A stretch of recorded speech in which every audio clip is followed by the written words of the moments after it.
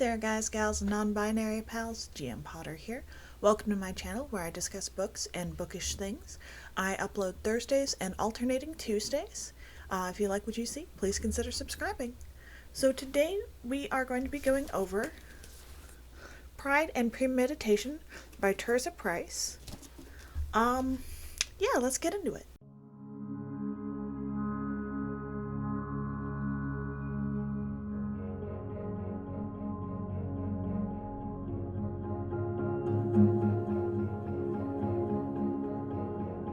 So this book is part of a trilogy. I did buy the whole trilogy.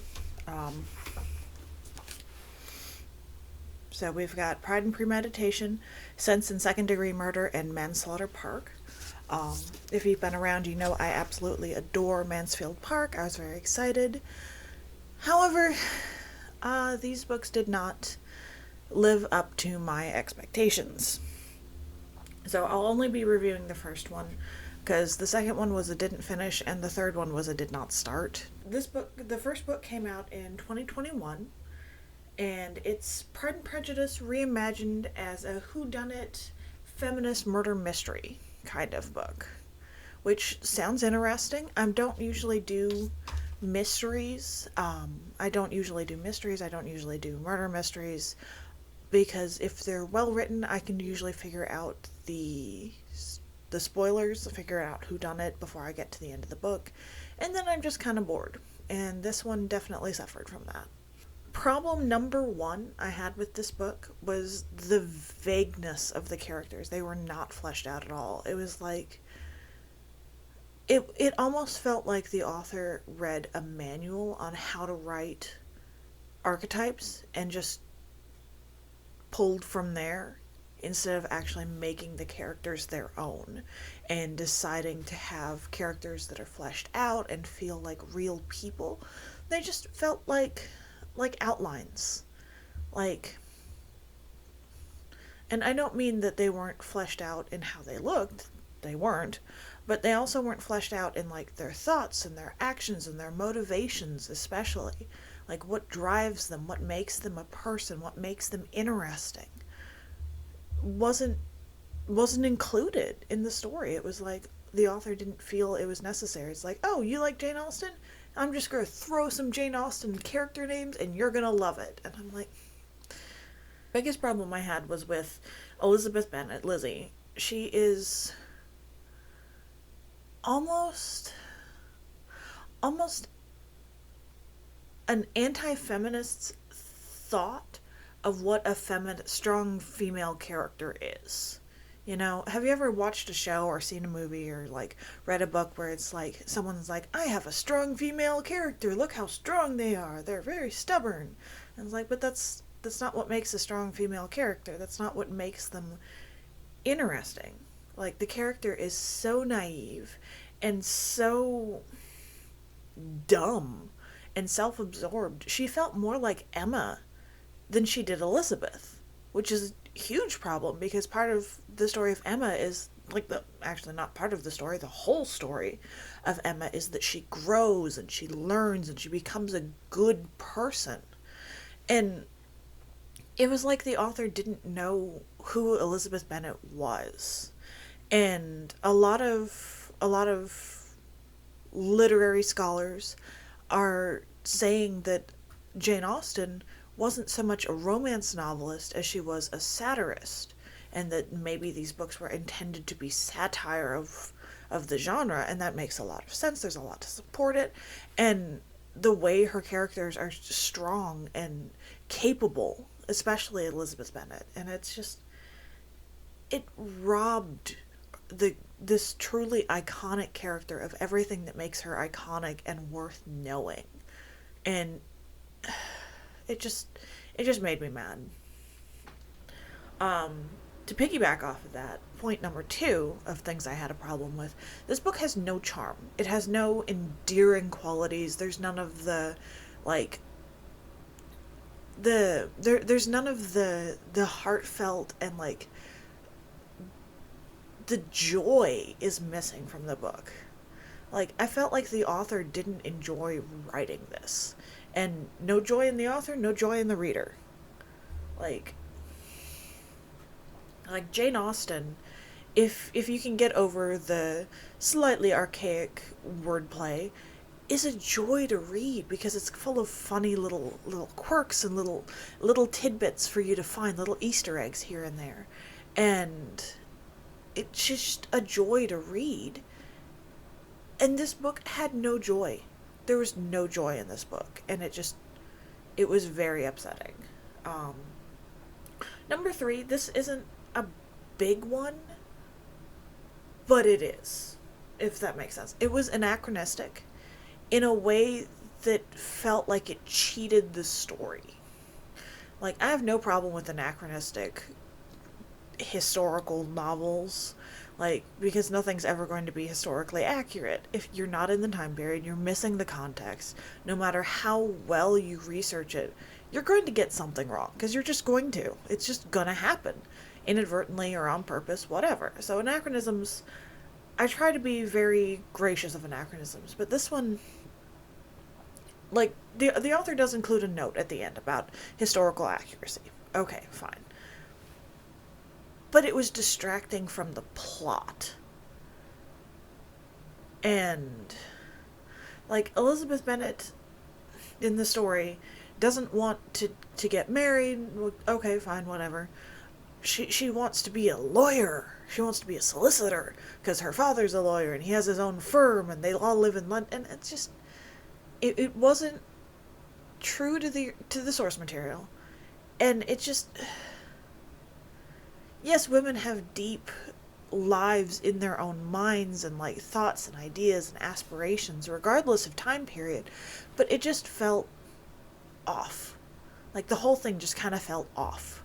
And there's things about dress, and there's things about a lot about manners and about decorum that's just wrong. It's just wrong.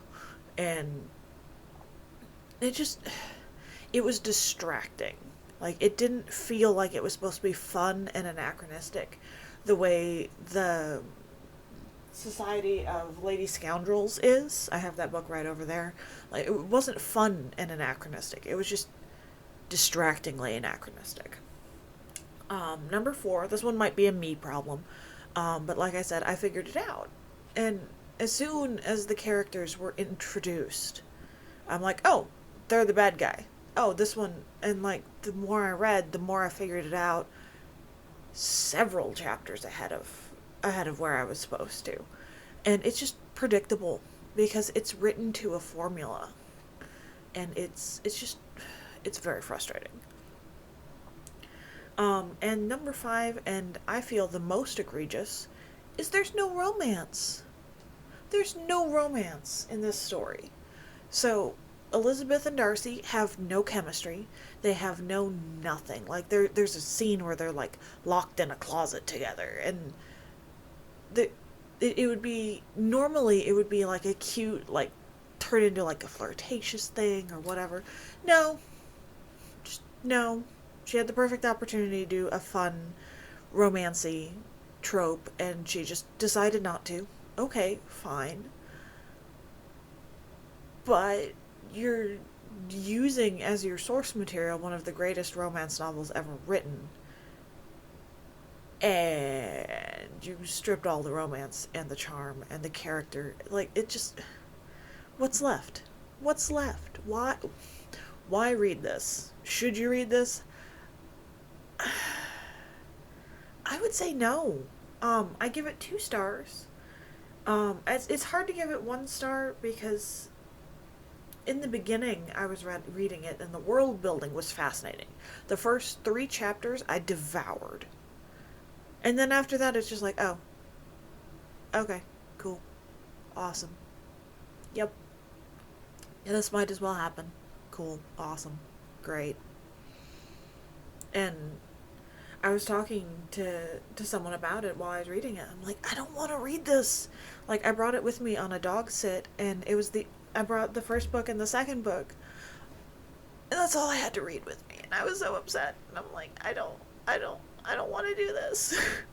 And I forced myself to finish the first one, and then I started on the second one, and the second one is somehow worse. It's Sense and Sensibility, and it strips the humor and the sensibility from it. Like the emotion is stripped from it. And it's just, and again, she wants to be, this time she wants to be a forensic pathologist. And it's like, okay, that's not Eleanor. Eleanor wants a quiet, reserved life. Like, she's not the obstinate, headstrong girl TM that Elizabeth is. She wants something quiet and peaceful and relaxing. That's what she wants. She wants to be a wife and a mother on a small, into a small house and just have a quiet life. That's what she wants. And no, she wants, she's a career woman. And it's like, she's really not, though. Like, maybe Marianne, but Marianne... yeah, and so I'm not even gonna attempt Manslaughter Park because I just can't bring myself to read more of this. Because it's just, they're taking... Mansfield Park is my favorite book, and I can't stand to see Fanny Price done as badly as she did the other characters, the other heroines, and I just can't stand. I just couldn't stand it if I read it, and so I'm just going to sell these off to. I'm not going to return them because sometimes that comes out of the author's royalties, and it's not her fault. I didn't like her book. Could she have done a better job writing? Like, maybe it's a taste thing, but I'm not going to return them. I'm just going to sell them off, and like, if they weren't hardbacks, yes, I bought hardbacks because that's all that was available. If they weren't hardbacks, I would donate them to a mental hospital that I like. They let the patients take the books that they're reading home, and I really like that. But they're hardbacks, so they don't let them have hardbacks for reasons.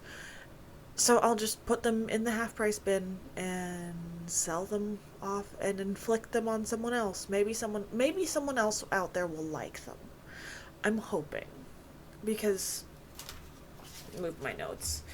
Part of why I got them is the covers are gorgeous. Like, it's this like embroidered happiness, and then the naked book is beautiful. Like, they are pretty books. I don't have space on my many, many shelves for pretty that I'm never going to touch again. So, should you read this? I vote no. Have you read them? What did you think? Let me know in the comments down below. Don't forget to like, share, and subscribe. And I'll see you in the next one. Bye.